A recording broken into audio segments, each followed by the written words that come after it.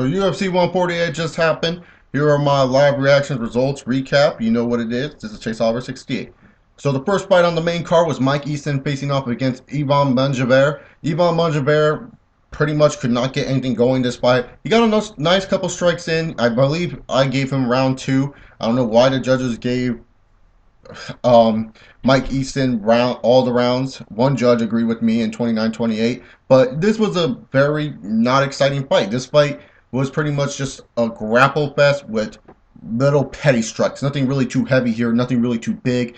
Mike Easton, congratulations, you won, but with wins like that and you're 3-0 in the UFC, you got to think a little bit. They won't get you a title shot. You got to be an exciting fighter to get a title shot at that bantamweight title. Next up, we got Chad Money Mendes versus Cody Mckenzie. Cody Mckenzie is a very interesting fighter. He has a variation of the guillotine choke, pretty much goes on the side, and a lot of people said this would be an interesting matchup for Chad Money Mendes because if you don't know, Chad Money Mendes' Team Alpha Male, is always well known for the guillotine chokes. They know what a guillotine choke is. That's what they always train their fighters to do. Uriah Faber does a guillotine choke. Joseph Benavidez does a guillotine choke. I believe Miesha Tate, the women's fighter, she does guillotines every so often. So guillotine is like the style of alpha male. So it was an interesting matchup, but we never went down to the ground. The time it was on the ground, Cody Mckenzie was laying there and getting his ass kicked by Chad Mendes. Chad Mendes got a nice right to the solar plex. Cody was down. Chad goes up and wins, and he's looking for another shot at the featherweight title. If he keeps winning in an impressive fashion, in a fashion that make fans want to pay to see you on pay-per-view, I say that you could get another title shot, Chad Mendes, and Chad Mendes is personally one of my favorites. Next up, in his welterweight debut, Demian Maia faced off against Dong-Hyun Kim. Dong-Hyun Kim was an upcoming welterweight for the welterweight division. He had one loss in his previous 5 fights. Demian Maia, he wasn't on a losing streak, but he was on a slow streak in the middleweight division. Ever since losing to Anderson Silva, Demian Maia has not been looking impressive. So a lot of people are wondering, oh, well, what's Demian Maia going to do? Demian Maia, is he going to stay in the middleweight division? Is he going to move down? He was hinting he was going to move down. Demian Maia finally moved down to welterweight. And this fight, I want to say, was disappointing. It was cool until the ending happened, because the ending was more like, what the fuck has happened? And we found out Dong-Hyun Kim, when Demian Maia threw him to the fucking ground, injured his ribs. So hopefully Dong-Hyun Kim comes back soon. Congratulations to Demian Maia. And Demian Maia going down to the welterweight division, I never thought I would see happen, because I thought he was like a little bit too big to really cut down to 170. But heck, if he can make it, I would love to see a GSP Demian Maia fight, because especially of how Demian Maia is so good on the ground. And if he just improves his striking just a little bit to match GSP's, we could have a really good fight between these two. So I would really love to see that fight if it comes down to it. Next up, we have Kun Lee.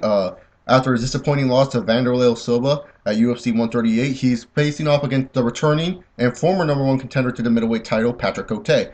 Patrick Cote had a brief absence in the UFC, some personal dispute between him and Dana White. He came back to fill in for Rich Franklin, who fought at the last UFC.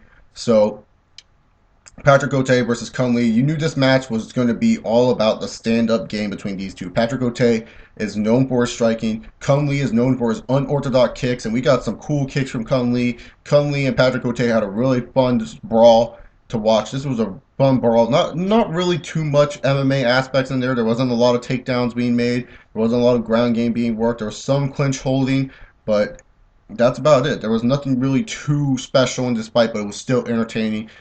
Kun Lee wins via unanimous decision. I had him winning all 3 rounds. Patrick Cote really did not do anything to me in this fight until the end of round 2. Next up, we got the big match, Tito Ortiz versus Porous. This was a fun match to watch. This is Tito Ortiz's last match in the UFC.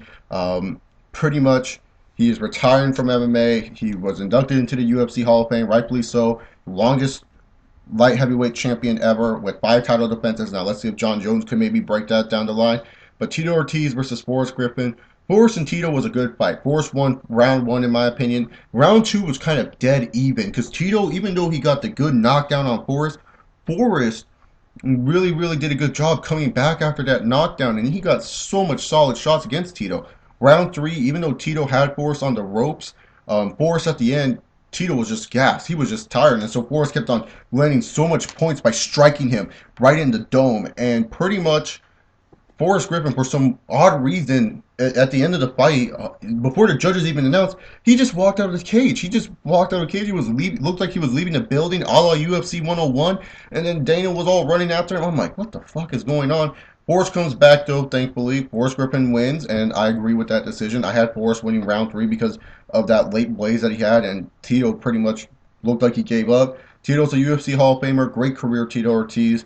People are going to miss you, and I'm a huge Tito Ortiz fan, so thank you, Tito. Next up was a fight that everyone was looking forward to. The fight that pretty much people bought this card to see. And this match was the most hyped up match. Did it live up to the hype? And I think it did in a way. And I know a lot of outside fans, casual fans looking in are going to say, no, it didn't. It was too short. No, it wasn't what I was expecting. It was what I was expecting, and I expected Anderson Silva to capitalize on Chaell Sonnen's mistakes just like he did the last time. Chaell Sonnen made another crucial mistake. Chaell Sonnen in the first round took down Silva, controlled the fight, and it looked like, uh-oh, we're going to see a repeat of what happened. Then in the second round, Chaell wanted to strike with Silva. Chaell really wanted to strike with Silva. And then Chaell made a silly move, going for a spinning back elbow, fell on his ass. Anderson kneed him in the body. And yes, that is legal for all you people who don't know. And then went Yushin Okami on his ass, pretty much did what he did to Yushin, just started punching him and pushing him. Chael couldn't do it. And Anderson Silva remains UFC middleweight champion. And he got his last jabs at Chael. I don't know if you want to call that mature or immature, but it was pretty funny when he was like, "Oh, Chael, I want people to respect you. I want people to applaud you." And the fans were booing because they really thought Chael was going to win. They were disappointed that Chael lost the way he did. And then later on, Anderson's like, "Oh, you can come over to a barbecue at my house whenever you want." And I was like, "Oh my God, Silva, that is just hilarious." Because Chael has been making fun about his wife making medium steak ribs or some shit like that. But overall, UFC 148, solid show throughout. Definitely fight of the night for me was Anderson Silva versus Chael Sonnen, just because of how much anticipated it was, and I felt it delivered to me. I felt it was really awesome to see Chael like dominate, and me as an Anderson Silva fan just saying, "Oh no, not this shit again." And then Anderson just going on a flurry. I love watching Anderson on a flurry. I love this. I loved it. And then, you know, knockout of the night. I'd probably give it to Chad Mendes. Even though it was a TKO, I'd probably give it to Chad Mendes. There wasn't really much submissions on this card, and I don't think there was. There was no submissions on this card. I'll give knockout to the night to Chad Mendes. And if I had to give another knockout of the night, I guess maybe Anderson Silva. So yeah, pretty much it. That's it for UFC 148. Check out UFC 149, Faber versus Burrell, 3 weeks from now. Remember, guys, have a good day, subscribe, and that's all I gotta say. Peace.